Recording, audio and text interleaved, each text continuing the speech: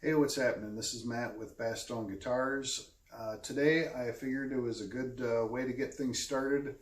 We're going to talk about my first ever bass build, and just a little bit of background about me. I've done a couple of kit builds. Well, I've done one kit build, I've done a parts build. I did a bass that's sitting behind me back here somewhere that I built a body for, purchased neck. Once I'd done all that, I decided it was time to start trying to build a bass from scratch. This is my first ever scratch build right here. I'm very pleased to say that it turned out really good, actually. It's not perfect, it's far from perfect, but it's a very functional, great bass, and I could go to any gig tomorrow and just play this bass and I would get along just fine. It's not the easiest playing bass I own, and it's not maybe the best sounding bass I own, but it's certainly a very good, playable, good sounding bass, and it turned out way better than I ever expected for a first time build. Again, we're talking about, starting with raw lumber, doing every last bit of it myself, and I have very limited tools here. So we're going to go through this thing piece by piece, and we're going to talk about it a little bit, and then I'm going to play it for you guys and let you hear it. And then eventually we'll get into the other stuff I got going on. So anyway, this is the Providence bass, so named for my grandmother. It's a original one-off shape that I came up with. Kind of, it's been described to me from other people as a jazz bass meets Rickenbacker kind of vibe, which is totally cool with me. I can get that. I'm not claiming it to be a groundbreakingly original look or anything, but it's kind of got its own thing going on. Here's the back. I guess we'll go bit by bit and talk about it. The first thing I guess we'll talk about is the neck. So as far as building the neck goes, this was a Warmoth maple neck blank, not a neck, just a 1x4 maple flat sawn board that I bought from Warmoth because it was a good straight piece of wood. Fretboard is Wangi. The frets I got, I bought fret wire from Warmoth to fret this. This was my first ever fret job, complete leveling, crowning, all that business, fret ends, everything. It was big long strings of fret wire when I started with it.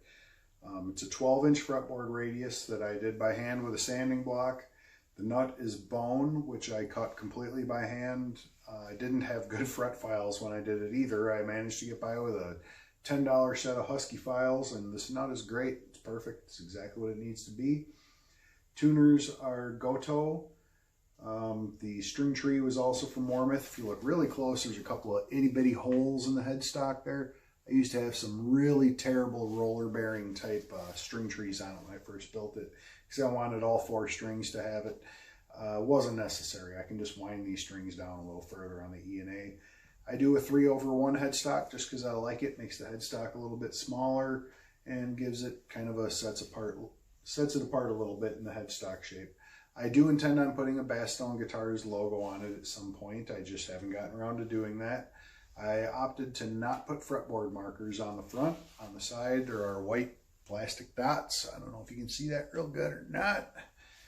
But truss rod, single action Warmoth truss rod. I've built 2 basses now with that style of truss rod. There's nothing really wrong with it, but I have since upgraded to the dual action hot rods. We'll talk about that at some point, but adjustable here at the body, just with a little bit of a route. You can get in there with a ball end Allen wrench pretty darn easy. Body. The body is a 2-piece alder blank that I bought it, and it was supposed to be ready to glue up, and they were terrible. The joint was just messed up. It was like 1/8 inch gaps. So I had to rejoin this thing myself without a joiner. I used a router, and I managed to do a really good job. And it looks as far as you can tell, it looks like a single piece, but it's not. It's 2 pieces, just regular old alder though.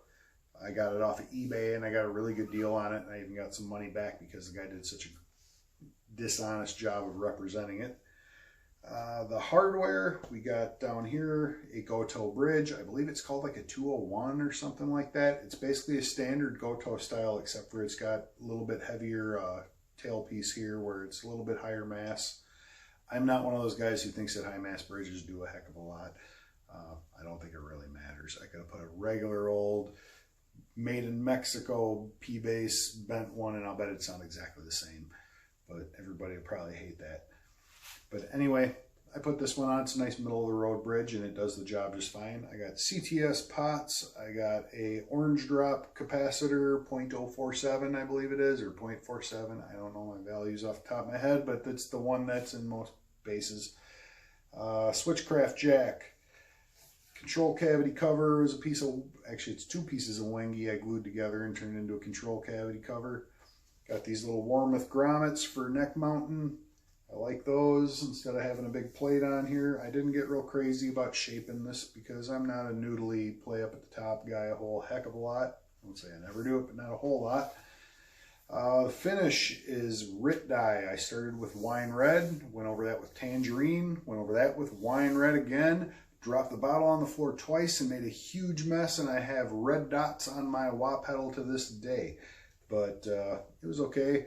After it all dried, I put tongue oil on it, and I believe that's all I did. Yes, that's all I did with this one. I did not wax this one.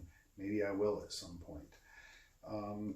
Oh gosh, am I forgetting anything? Oh, pickups. How could I forget the pickups? When I built it, I put a set of Seymour Duncan quarter pounders in here that a friend of mine gave me.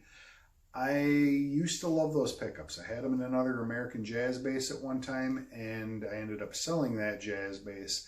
And I tried those pickups again, and honestly, that scooped mid-range, big bottom treble boost thing doesn't appeal to me. I like a more traditional pickup, like EQ profile.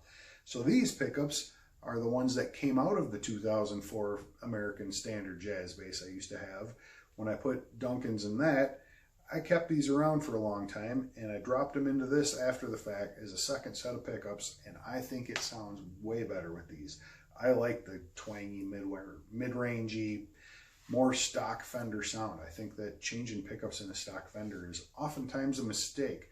It's another conversation we'll have at some point, because I'll have to go on and on about my P-bass that I love to the moon.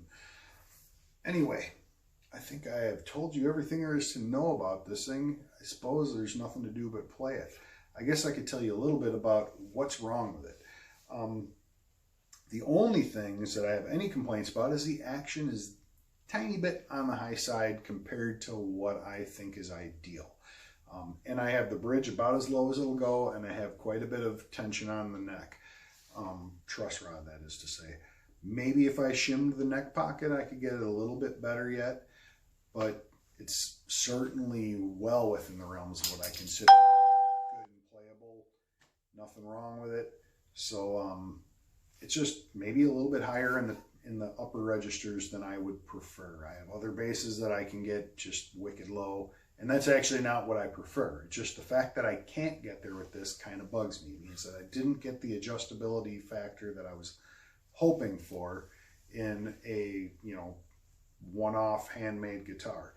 So anyway, I did get better at that, though. I will, when we talk about my next guitar, I can show you how much better that one is. But anyway, want to hear it? I thought you would. Let me hit the pedal here, turn off my tuner. Easy now.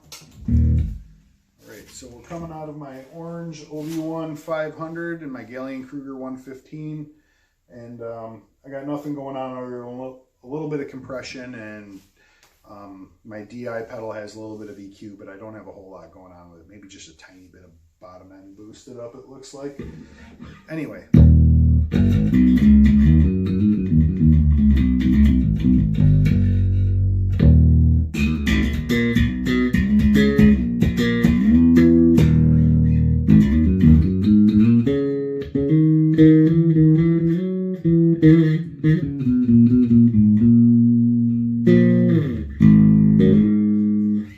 Sounds pretty jazz bassy, doesn't it? Which it should. The pickups are in the same place. The materials are all the same as a jazz bass normally would be, other than I've got a Wengi fretboard, and I don't think that makes a huge difference. Functionally, this thing is pretty much a jazz bass. Tone-wise, everything else. I'm going to go just the bridge pickup.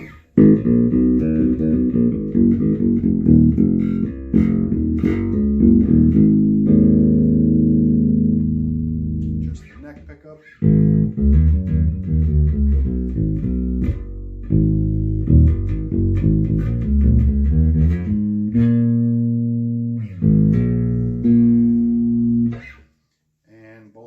So let's roll the tone back a little.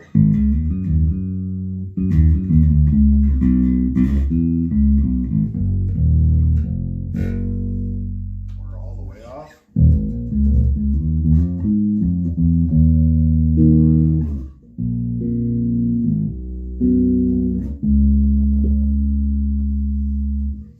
So as you can hear, I could go to a gig tomorrow, play this bass and nothing else, and I would get by just fine.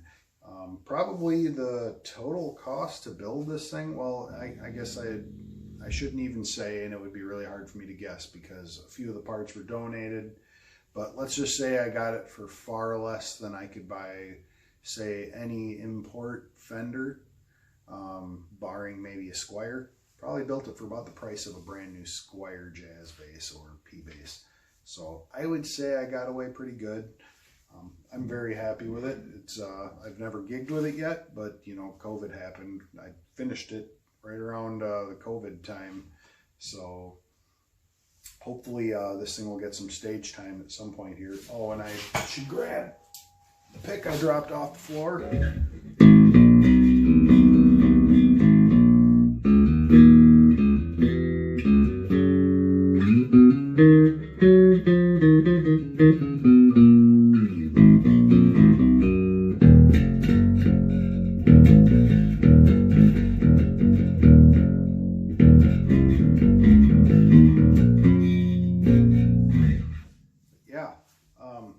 Also, kind of just to backtrack a little bit, funny story about how I did these frets.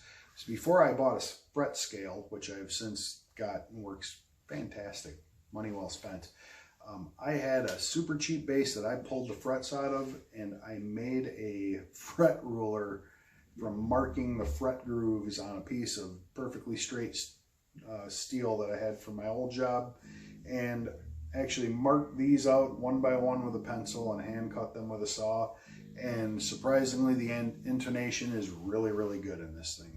I really don't have any, there's no notes up and down the fretboard that don't ring out true to tone or true to pitch. So I got pretty lucky with that, because I've since bought a good, I guess you would call it, not exactly a template, but a notched thing that will help me cut my frets, and I've done 2 more since then that have been way easier, way faster, probably slightly more accurate. But this one, surprisingly, for doing a bunch of stuff the old-fashioned way on this, primarily I used a bandsaw and a plunge router. That's most of what it took to build this bass. Other than that, hand-shaped everything, hand-shaped neck. Totally winged it on this one. The neck's a little bit chunky, but it's narrow, jazz bass style. I've since started using a faceting type layout for cutting or shaping necks, and I think they're a little slimmer and easier. They're quicker to do, but I've actually, since I started building basses, now I've got a real affinity for fat necks. So I'm really looking forward to a build I have on the bench waiting to get around to the neck, because I'm going to make a big, fat, thick bird's eye neck on a fretless bass. But this isn't that one. This is a different one. This is bass number 1, first thing I ever built completely from scratch, and I really, really dig it. It's totally, totally cool, man. Hope you guys like it too, the Providence bass. So coming up real soon, we're going to talk about build number 2, which came out even better. And I got some other stuff in store too. We're going to talk about some basses that I didn't build and just about tone theory. So that's something I like to delve into. Anyway, thank you so much for watching. I hope you enjoyed it, and stay tuned and watch another one. Take care.